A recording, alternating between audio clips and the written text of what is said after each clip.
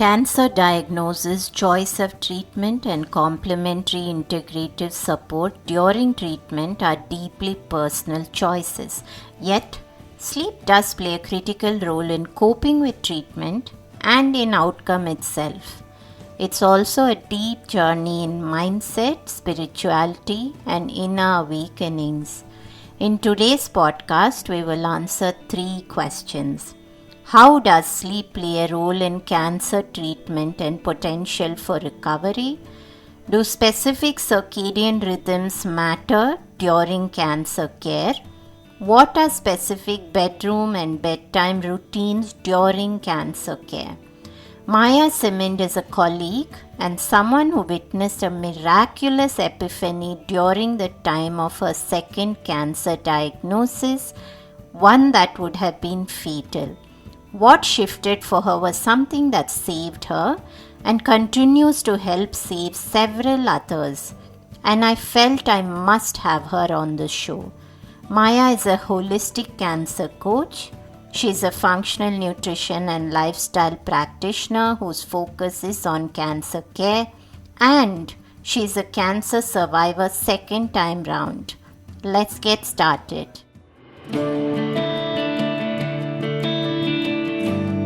Hey everyone, I'm Deepa, light functional medicine practitioner, author and yogini, and you're listening to the Sleep Whisperer podcast, the only sleep podcast with conversations and meditations.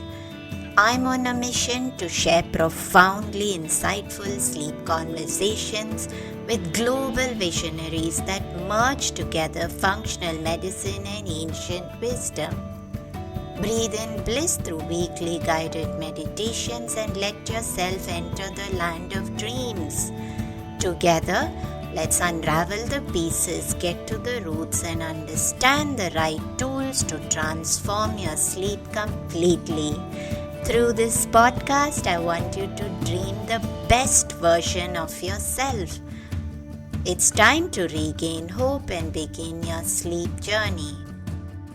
Welcome to the Sleep Whisperer podcast, and we are speaking about cancer and sleep today. And I read your story and it really made me pause for a few seconds when I thought about you. The second time cancer came back and you had this epiphany that your route needed to be different, and that's probably why you're here today speaking with us, and that really chilled me.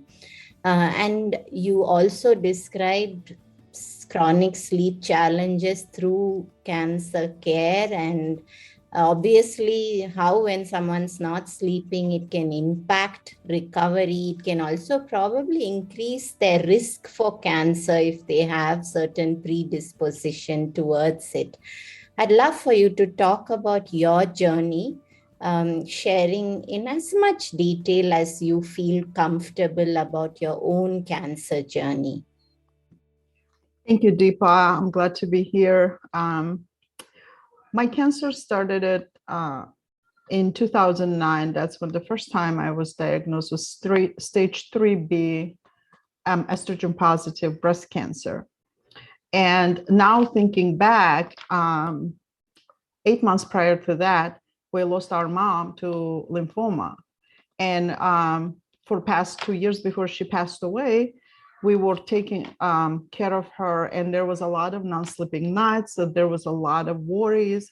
There was a lot of stress on the body. So at that time, of course, I wasn't aware that the stress could cause so much toll on human being health. But even though if I would have known, it's when your loved one struggles and suffers and goes through such a hard time, there's not much you can do about it. You just go with your gut instinct and always worry about it. But so when I got the news that I got cancer, I felt the lump in my breast in 2 spots. I kind of can make a big deal out of it. I don't know why. Maybe the fresh wound of losing mom, I kind of let it just whatever the doctor would do, I would just go for it. And I just followed the doctor's decisions, like it was a protocol of treatment, which was like mastectomy, chemotherapy, radiation, and followed by tamoxifen.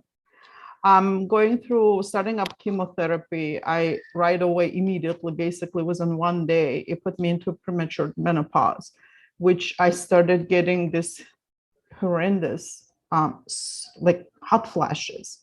It's so hard even to describe that they were hot flashes. They were calm, like it was like this old poking needle type of poking into my body, starting from my toe all the way to my head. And then it would break out in sweats. And it would happen like, I would say every 20 minutes, every half an hour. And the doctors told me that I have to just live with it because that's the part of the treatment. Um, After the radiation chemotherapy, I started tamoxifen. The symptoms of hot flashes did not go better, did not subside. That causes so much night disturbance, waking up every half an hour, every 45 minutes, sometimes every 15 minutes, just like throwing the blanket off, sweating, and then changing the temperature, going back. So my nights became such a hard and like just to go through the night. When the night would get close, I would get so worried about it. How am I going to sleep? In the wintertime, we used to live in Chicago at that time, and the winters are harsh down there. I would have my window full open, and my husband had to sleep in another room because I couldn't sleep when it was warm. So that lasted about 6 years, almost 6 years, like that, going like, and then the doctor, I tried to go and see holistic integrative medicine at that time. All they did is just for me to take blood cohosh. They cannot do much to my condition. I started blood cohosh, but it didn't do anything because the symptoms were so severe. Even though we considered, like, I consider my family being a healthy eaters. Obviously, there's so much I wasn't aware of at that time, even though I have a nursing background, but I did not practice nursing in the United States. Originally, I'm from south part of Russia, from Baku, Azerbaijan. And I graduated nursing school down there, but did not practice here in the United States. We are like growing up in that part of country, we were more aware about food, what we eat. And I kind of followed that, but I never followed like organic, non-organic, all those things. Like I wasn't even aware of those things at that time. We were juicing, so I thought that we're fairly healthy, but where the produce coming from? I never asked that question. So going through such a big stress for past 6 years, I think promote the cancer to come back because it affected my hormones in big way. So when the cancer came back, I just had this like, it's like, it was like a second person sitting in my mind and talking me out of everything. It's like, I'm talking to a doctor and this like, I'm nodding my head, but there's a voice in my head, you don't need this. Like, you don't need this. And I just like, this such a strong feeling, like instinct. I decided like not to go with the treatment, whatever the doctors were offering. And I had no idea what I would do, but the strong feeling of not to do it, I just didn't follow with it. So I came home, and next 2 weeks was such a roller coaster for me. It was the emotions, was the feelings, was the fear, because it was already stage 4. It just started at a stage 4, but they consider a stage 4 because it's already metastasis to my endometrium. So, and I have 3 kids, 2 boys and a girl. My daughter was at the time about 14, and all this like thoughts in my mind, how she's going to grow up without me, because the doctor said it was my type of cancer coming back at my age. It would be like 10 to 15% of survival chance past 5 years. And that's kind of all the thoughts in my mind, like questions. What am I going to start? What should I start with? I was just like, I was so lost. I felt like I was in a space floating somewhere by myself in the darkness, and there's no one around me to grab my hand. But this instinct of not going with treatment was so strong inside of me. Like doing like being like that for 2 weeks, it kind of one day I woke up and I'm like, I start reading, I start doing a lot of research, of course, at that within those 2 weeks. And a lot of things I start coming across is like using organic products, juicing and all those things. So within 2 weeks, I decided this is what I'm going to do. I'm just going to start juicing green juices. There's nothing, I'm for sure I'm not going to do anything wrong with it if I start juicing. So that's what I did. I told my husband in the morning, I remember this September 13th, it was 2015. I told him, you know what, I'm going to start the diet today. I'm going to be cooking for the family, but do not ask me questions. What am I going to eat? What I'm not going to eat? Because I know what I'm going to do for myself. And he supported me 100%. So I started on a juicing. I started juicing for 5-6 cups a day of juices. I went completely raw food, and more I discovered, more and more I started doing researches and reading. There's so many things we're implementing in getting this cancer. Because I was asking myself a question, where the cancer coming from? I have no history, no family history of cancer, any type of cancer. My mom passed away from lymphoma. That was also new in the family because she didn't have any history of cancer. And where am I getting this like a hormonal cancer? It was just like there has to be something that triggered. But I was lost, like what it is. I would ask my doctor, they would just say, we don't know. And I would ask, like, what kind of diet should I follow? They said, well, there's no particular diet that could like help with your condition. Maybe cut down on the carbohydrates a little bit. But I felt that there's something out there because, I mean, the seed has to be planted to grow, right? So there was something probably in my body that let it grow to the stage. So, and I wanted to know what was that seed. And I started doing all these researches and it's like one after another, fighting with my mindset, finding was like people who were surrounding me because constant calls from my doctor's office, all doctor's offices, my friends, my relatives, constant call, you're playing with fire. It's going to be too late for you to heal. Fighting with my own mindset. Like you can do it, Maya. Just believe what you feel. Just you can.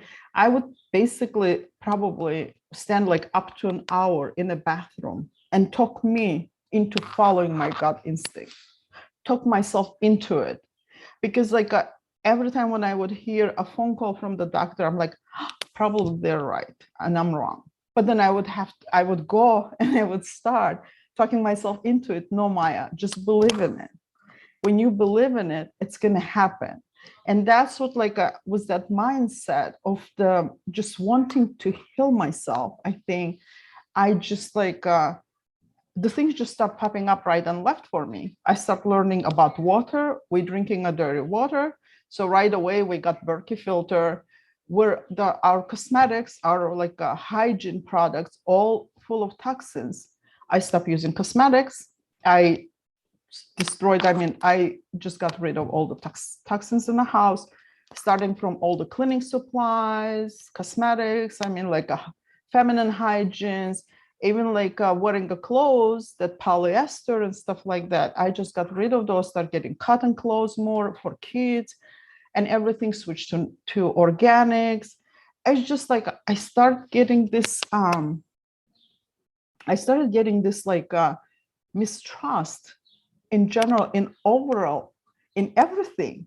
Like I would get so skeptical going to the store and buying, like, is this where this produce has been growing at?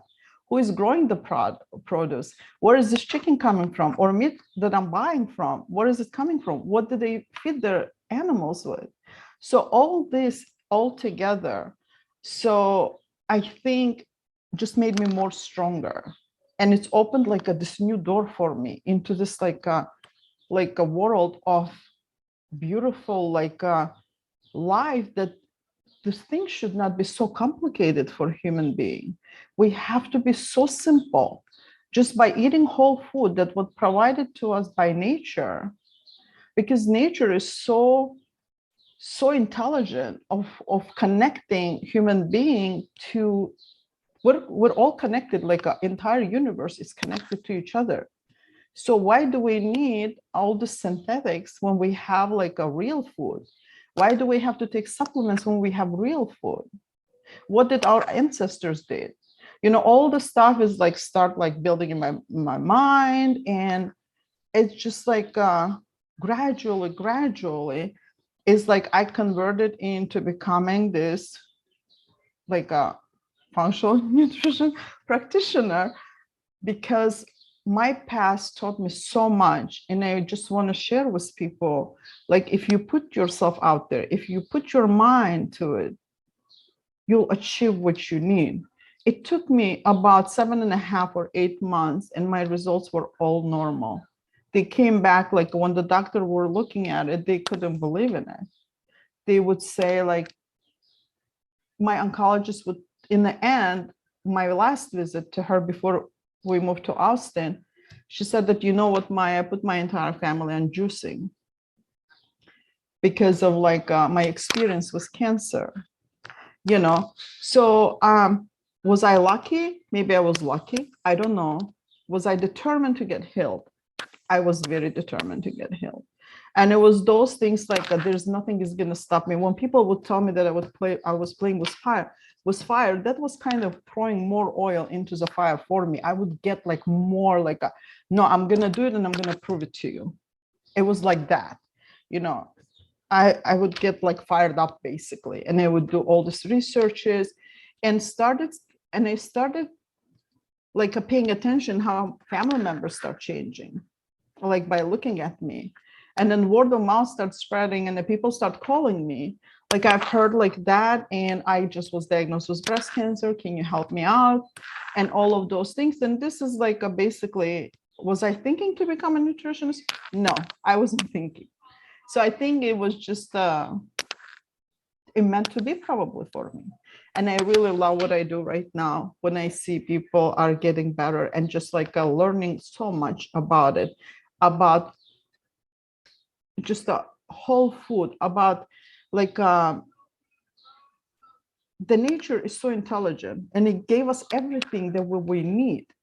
And then yet we learned to avoid those things, like a circadian rhythm, like the sleep pattern. We avoid those things because we have no knowledge on it. So gaining those knowledges, and when it came to hormones and sleep, once I changed my diet, I went on a raw food. I started meditating more, and in my meditations, I kind of enjoyed meditating in the nature. No matter what the weather was, at 7 o'clock in the morning, I would just go out for a walk, and it would be like 1.5 to 2 hours walk. And I would just go out there, and nature for me is such a big, I like just adore nature, and I would just walk by touching the trees, by like talking to plants. And that type of meditation was pleasing me, and it was relaxed me. It seems like the trees have something to tell me. It's like I would just stand there, or I would just lean on the tree and just sit there for 5 minutes, 10 minutes. And it seems like I would get recharged by it, you know. Just looking at the plants, at the dandelions, like growing dandelions, people call them a weed, but for me, they're most beautiful things on the planet. And they're there, and they're here to help us out, to heal us. Why do we call them a weed? By what standards? Those are the questions that pop up in my mind. Why do we call nature giving a plant a weed? So those are the things, and implemented yoga and all of those things. Like within 2 weeks after I changed my diet, I start paying attention that that my sleep, my hot flashes started getting better. there wasn't as severe as they were. But within about a month, they got even better. It took about 6 months for me. I wouldn't say getting completely rid of my hot flashes, but they weren't bothering me anymore. My sleep, I started sleeping so well. I'm an early bird person in general.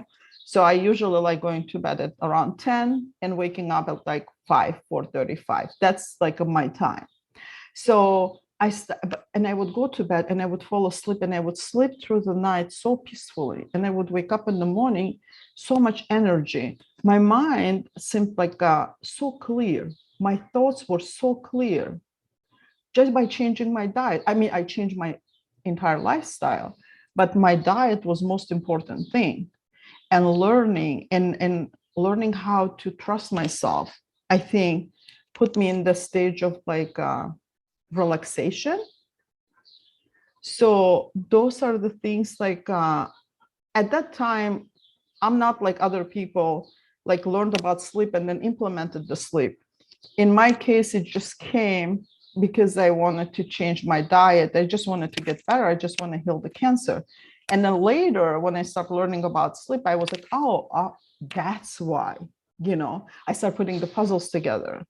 Oh, that's why my sleep got better. That's why my hot flashes got better, and all of those things. And Maya, I think before we go into a little bit about what you did, I mean, to me, this sounded a lot like the treatment of cancer disrupted your sleep because probably there was a lot of load on the liver. And then you started using all these beautiful liver supportive foods like dandelion and the green juices, and then just getting the liver supported help. So I know that probably there will be people who listen who do choose to have traditional route of treatment for cancer. Maybe they don't take the holistic route altogether, but I'm assuming that whatever you're recommending today will also help people who have chosen that path to be probably complementing that kind of a treatment.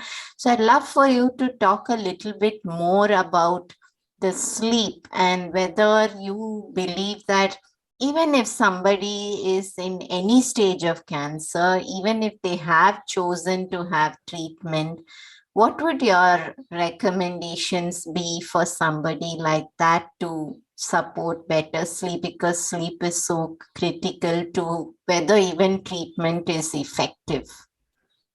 Right. Yeah. When we are asleep, that's when our body goes through a detoxification process, basically. It doesn't matter what do you choose as your treatment. I work with people. I have clients who choose to go through chemotherapy, but at the same time, we also do natural process. It helps them out easier to take that treatment. At the same time, we do gut health because it affects a lot. The chemotherapy does affect the gut health big time. I know from my own experience. So the sleep is like what I teach my clients is the sleep is such a most important part of the healing process. And there is a certain time of sleep when people sleep. Usually the first 3-4 hours is so crucial. That's where a lot of hormonal changes and hormonal methylations and detoxification happens. So to prepare people for sleep, I talk a lot about, for example, even bed sheets. Like a lot of people don't realize like having synthetic bed sheets or a microfiber bed sheet could interfere with their sleep. So I strongly suggest people to change their bed sheets into the cotton bed sheets to be able more, to be more relaxed in bed.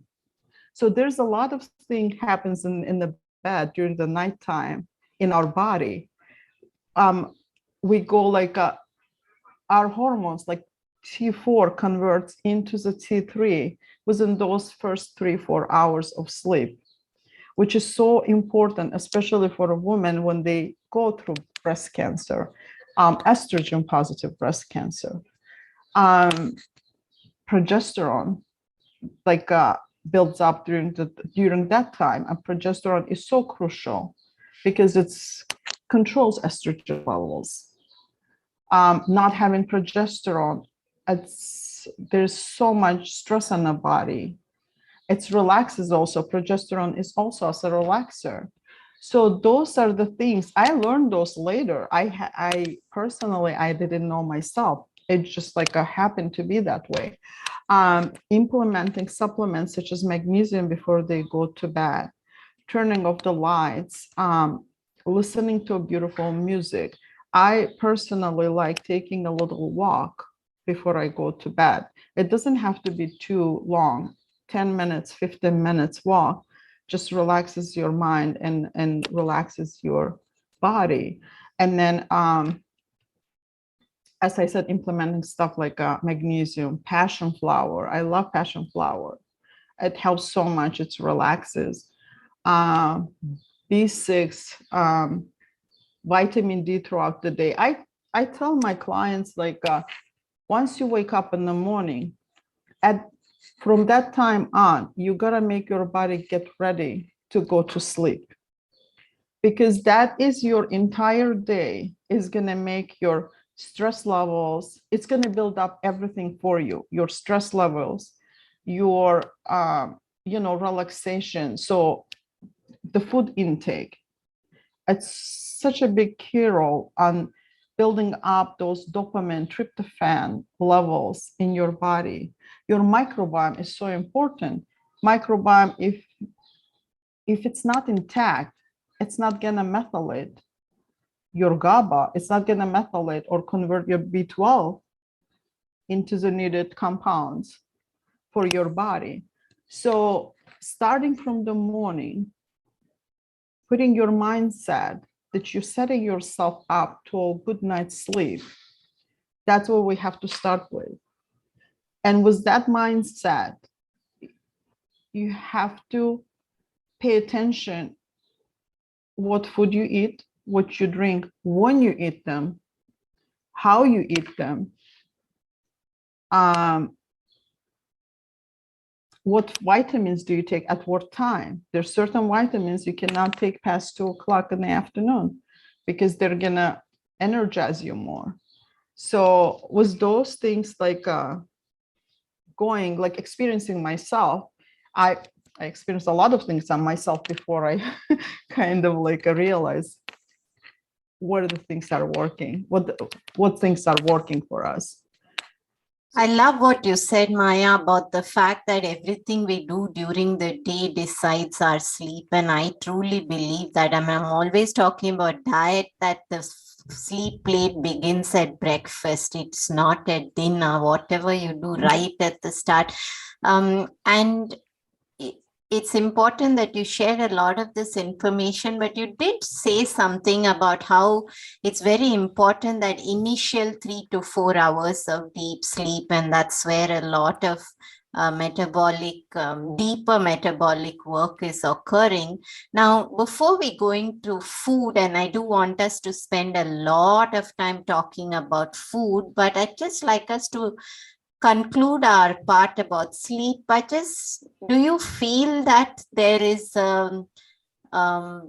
ideal time? And why I'm asking is this, that is it okay if somebody sleeps even past midnight and still gets 8 to 9 hours when they are undergoing cancer treatment? Or do you feel that there is a time of the night where these functions occur?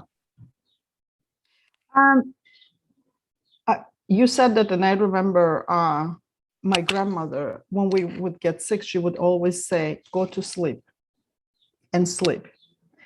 My grandparents weren't educated people because they were children of World War II.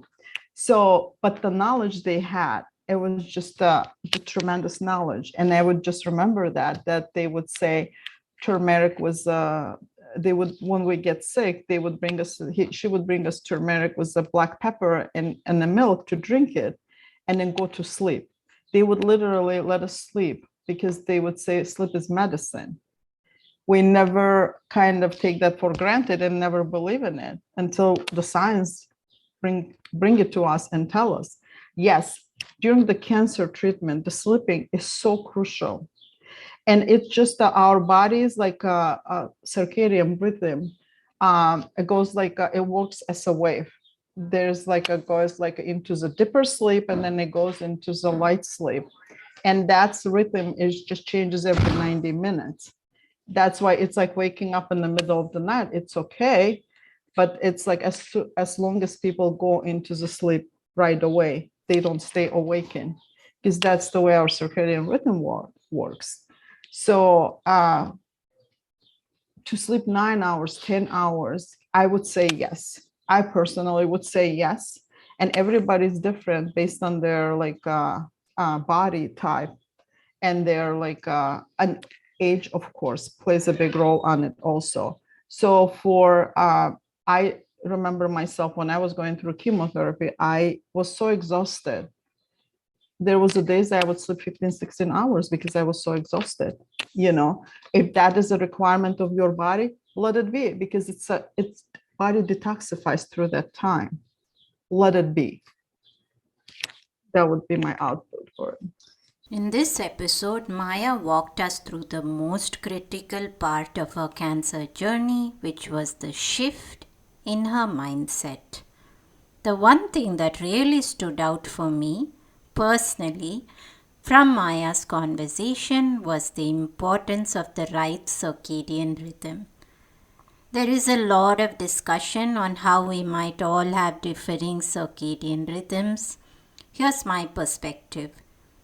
While I've had several episodes on circadian rhythms and have had several perspectives which are counter to each other, whenever I am in doubt, I always go back to ancient Eastern wisdom. What Ayurveda has always been clear about is the need to be in harmony with the diurnal rhythms of light and darkness. I've seen with clinical experience that altering these rhythms are very big triggers of imbalance in almost all my clients. Sleeping before 10 p.m. has immense benefit on the overall healing journey. If you think that seems too early, try it for a month and just notice what shifts for the better. Have a great day. Hi everyone, I hope you enjoyed the show today. Just a reminder that this podcast is for information purposes only. It is not a substitute for professional care by a doctor or otherwise qualified health professional. This information is provided on the understanding that it does not constitute medical or the professional advice or services. If you are looking for personal help on your health journey, do seek out a qualified professional. Please do make your own healthcare decisions based upon your research and in partnership with a qualified healthcare professional. It is in no way intended as medical advice or a treatment or cure for any condition. Be sure to always directly work with a qualified practitioner before making any changes to your diet or lifestyle that may feel out of your realm of comfort or understanding.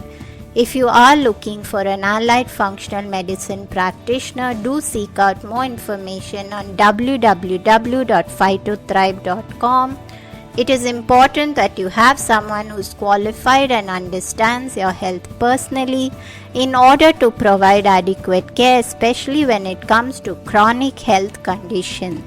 Be sure to subscribe to the Sleep Whisperer podcast on your favorite podcast app to get each episode as soon as it launches.